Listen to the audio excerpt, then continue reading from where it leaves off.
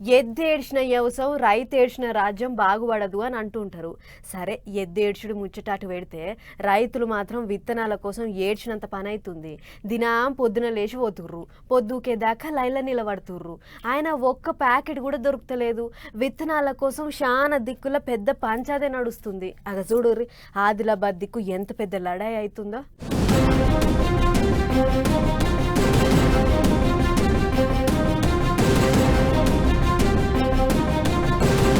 వాన శింకులు పడ్డాయని సంబరపడే లోపు రైతును విత్తనాల ప్యాకెట్లు ఎక్కిరిస్తున్నాయి. ఒక్కళ్ళకి 2 ప్యాకెట్లే ఇస్తుర్రని ఎక్కువ కావాలనుకున్నోళ్ళు ఇంటిల్లాదులు వచ్చిర్రు.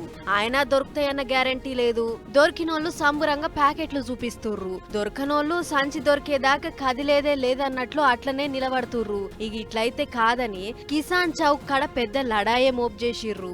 వచ్చిపోయే బండ్లను ఎక్కడికక్కడ ఆపేసిర్రు. దీంతోని జర్రసేపట్లనే శితం ట్రాఫిక్ జామ్ అయింది. ముచ్చటెరకైన పోలీసోళ్ళు వచ్చి రైతులను బుద్గరిచ్చిర్రు. అయితే మార్కెట్ల బగ్గ పేరున్న ఓ కంపెనీ ఇత్తనాలను దుక్నాల పొంటి అమ్మకుంట కొంటపోయి బ్లాక్ మార్కెట్లో అమ్ముతుర్రాట. గా బండి రైతుల కంట కనబడంగానే అడ్డం తిరిగి ఆపిర్రు. అసలు సరికంతా బ్లాక్ దందాల పోతుంటే మేమేం కొనాలే అని మస్తు గరం అవుతుర్రు.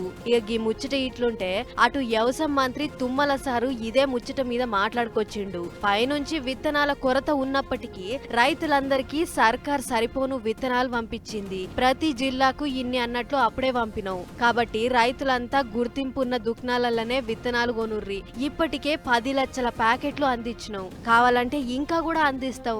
అంతేకాదు మందులు మాకు కూడా తయారుగా పెట్టినాం. మేమంటే గిట్టనోళ్ళంతా మత్పరియాలని ఏవేవో చెప్తారు. గసొంటి ఏం నమ్మకూర్రి. రైతుల తిప్పలు బాపేతానికి సర్కార్ ఎప్పుడూ సిద్ధంగానే ఉంటదని చెప్పుకొచ్చిండు.